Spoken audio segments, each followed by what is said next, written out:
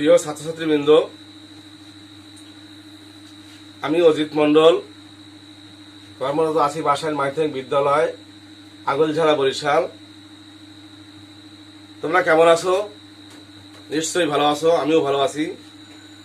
আজকে আমি নবম দশম শ্রেণীর হিসাব বিজ্ঞানের পাঠ্য বই থেকে অষ্টম অধ্যায়ের নবদান বই নিয়ে আলোচনা করব। তোমাদের নবদান বইতে 110 পৃষ্ঠার একটি কাজ দেওয়া আছে, সেই কাজটি সমাধান করব। কাজটিতে কি বলা হয়েছে? নার্গিস অ্যান্ড ব্রাদার্স একটি খুচরা পণ্যের ব্যবসায় প্রতিষ্ঠান। উক্ত প্রতিষ্ঠানে নিম্নোক্ত লেনদেন সমূহ 2017 সালের নভেম্বর মাসে সংগঠিত হয়। আমাদের করতে বলছে কি, লেনদেন সমূহ 2 গ্রাম নগদের মধ্যে লিপিবদ্ধ করো এবং মাস শেষে নগদ, উদ্ধৃত এবং ব্যাংক জমার পরিমাণ নির্ণয় করো। তাহলে আজকে আমাদের প্রথমে নগদান বই করতে হলে 2 গ্রাম নগদ বই করতে হলে 2 গ্রাম নগদের মধ্যে 2টি টাকার ঘর থাকে, কি? একটা হচ্ছে ব্যাংক, একটি হচ্ছে নগদ। তাহলে আমরা সমাধানটি করি। প্রথমে বলা হয়েছে কি, নভেম্বরের 1 তারিখে হাতে নগদ ও ব্যাংক জমার উদ্ধৃত 7,000 টাকা ও 5,000 টাকা। তাহলে নভেম্বর 1 তারিখে, নভেম্বর 1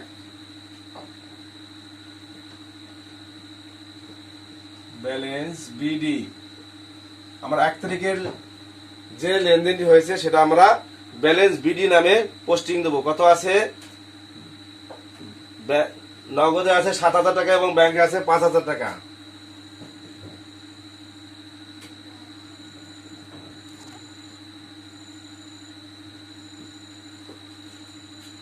নভেম্বরের 2 তারিখে পণ্য ক্রয় বাবদ চেক প্রদান 4,000 টাকা। যেহেতু ক্রয় করে আমরা চেক প্রদান করেছি, তাই কি হবে? ক্রেডিট দিকে ব্যাংকের ঘরে। কয় তারিখে? নভেম্বরের 2 তারিখে।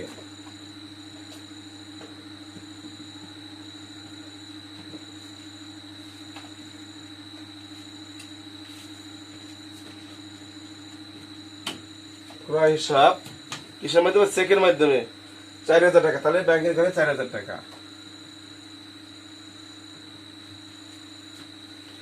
নভেম্বরের 4 তারিখ আছে চেক মারফত পণ্য বিক্রয়। যেহেতু বিক্রয় করেছি এবং আমাদের টাকার প্রাপ্তি হয়েছে, প্রাপ্তি হলে কি হবে?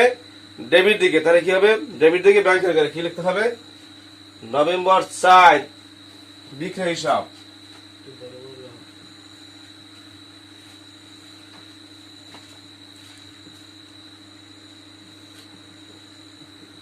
কত টাকা? 6,000 টাকা।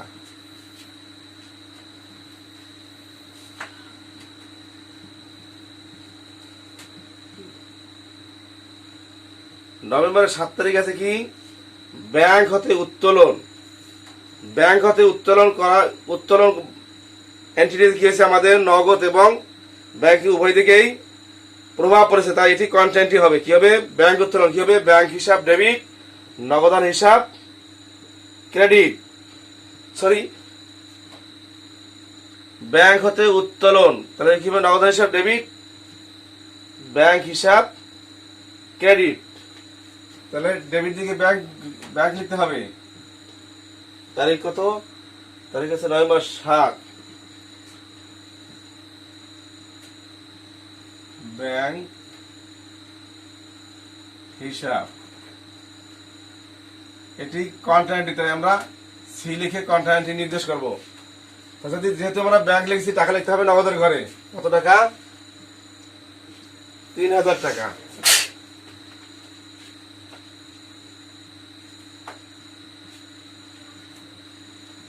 আবার ক্রেডিট দিকে 7 তারিখে কি লিখতে হবে? নগদান হিসাব।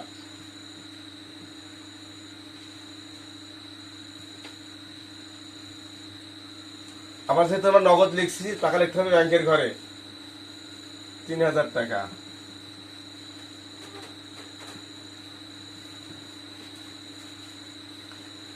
এরপরে আছে নভেম্বর 10 তারিখে প্রাপ্য বিলের অর্থ ব্যাংক কর্তৃক আদায় হয়েছে। তাহলে কি হয়েছে? আমাদের প্রাপ্তি হয়েছে। তাহলে ব্যাংক কর্তৃক দ্যাট মিনস ব্যাংকে টাকা বৃদ্ধি পেয়েছে। তাহলে কি? নভেম্বর 10 তারিখে প্রাপ্য বিল হিসাব।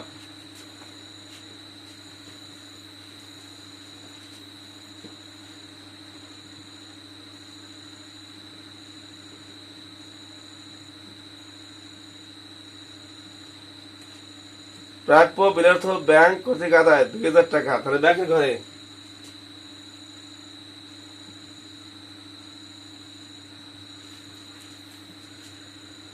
এরপরে নভেম্বর 13 তারিখে আছে সাইদের নিকট হতে পাওনা বাবদ চেক প্রাপ্তি, তাহলে কি হয়েছে আমাদের প্রাপ্তি হয়েছে, তাহলে যেহেতু চেক পেয়েছে তাহলে ব্যাংকের ঘরে, ডেবিট দিকে ব্যাংকের ঘরে।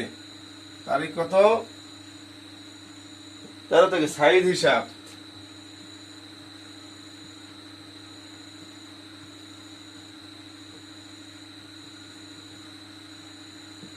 কত টাকা? 8000 টাকা।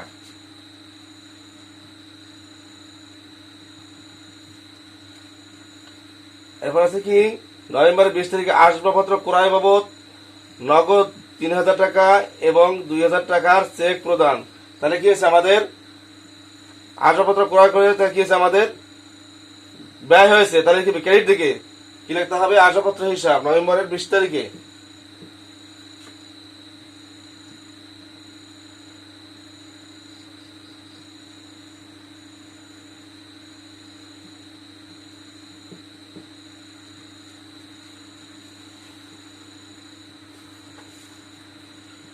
কত টাকা আসবাবপত্র হিসাব?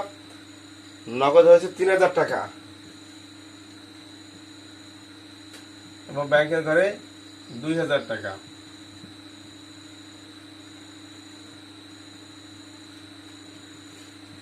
এরপর আছে 26 তারিখে মালিক কর্তৃক উত্তোলন, মালিকের ব্যক্তিগত খরচ হয়েছে, তাই এটা ক্রেডিট দিকে নগদের ঘরে। নভেম্বরের কয় তারিখে? 26 তারিখে।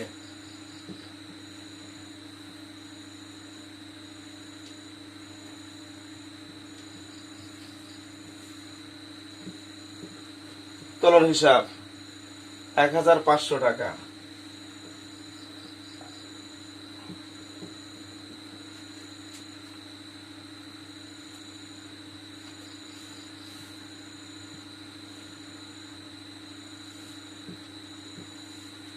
এরপর আছে ব্যাংক সুদ মঞ্জুর করলো, অর্থাৎ আমরা টাকা ব্যাংকে জমা রেখেছি, তাই ব্যাংক আমাদের সুদ দিয়েছে, তাই কি হবে?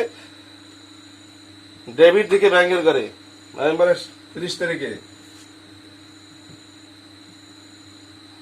ব্যাংক সুদ হিসাব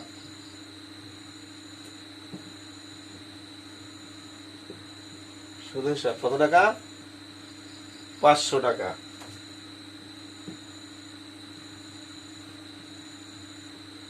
এরপর আমরা সাধারণত নগদ ঘরে টাকা নগদ বই ডেবিট ব্যালেন্স প্রকাশ করে। আমরা এবার দেখবো কোন পাশে বেশি আছে, এ পাশে বেশি আছে। কত টাকা যোগ করি আমরা? ডেবিট পাস 7 3 10,000 টাকা। এখানে হয় কত? 6 5 11 11 13 8 21 21,500।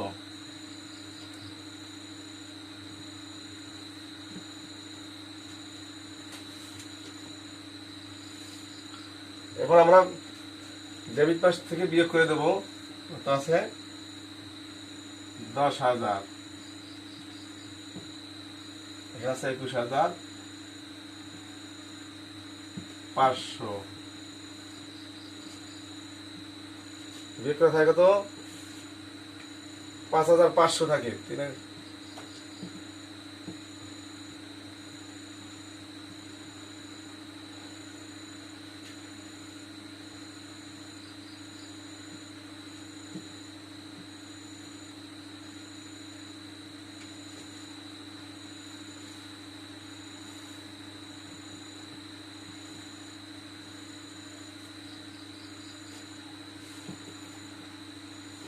এগুলো হয় থাকে 12,500।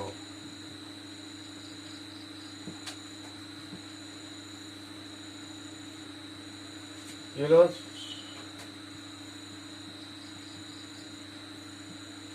তাহলে যে টাকাটা আমরা বিয়োগ করে পেয়েছি সেটা কি? ওই যে মাসের আমাদের হিসাব লেনদেন, যে মাসে আমাদের হিসাব, ওই মাসের শেষ তারিখে লিখতে হবে ব্যালেন্স সিডি হিসাবে। নভেম্বর মাস কয় তারিখে যায়? 30 তারিখে ব্যালেন্স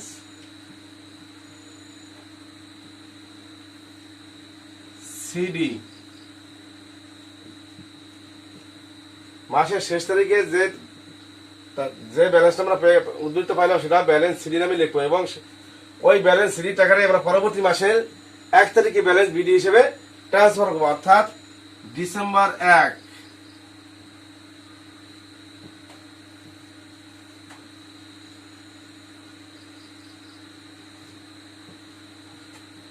নগদের কাছে কত 5,500 টাকা এবং ব্যাংকের কাছে 12,500 টাকা। তাহলে আমরা লেনদেনগুলো পোস্টে দিলাম এবং আমাদের উদ্বৃত্ত কত বের হলো, ব্যালেন্স সিডি বেড়েছে কত 5,500 নগদের ঘরে এবং ব্যাংকের ঘরে 12,500। এই সিডি টাকাটাই কি হলো পরবর্তী মাসে ব্যালেন্স বিডি নামে আমরা ট্রান্সফার করলাম কত, নগদের ঘরে 5,500 এবং ব্যাংকের ঘরে 12,500। আজকে এখানে থাকা পরবর্তী ক্লাসে আমরা 3 গড় নগদান বই আলোচনা করব। আশা করি তোমরা অঙ্কটি বাড়ি গিয়ে বাসায় গিয়ে ভালোভাবে দেখবে এবং প্র্যাকটিস করবে। পরবর্তী ক্লাসে আবার আমি সুযোগ পেলে তোমাদের 3 গড় নগদান বই আলোচনা করব। আজকে এখানে যাই, সবাই সুস্থ থাকো, ভালো থাকো, তোমাদের সুস্বাস্থ্য কামনায় শেষ করছি। ধন্যবাদ সকলকে।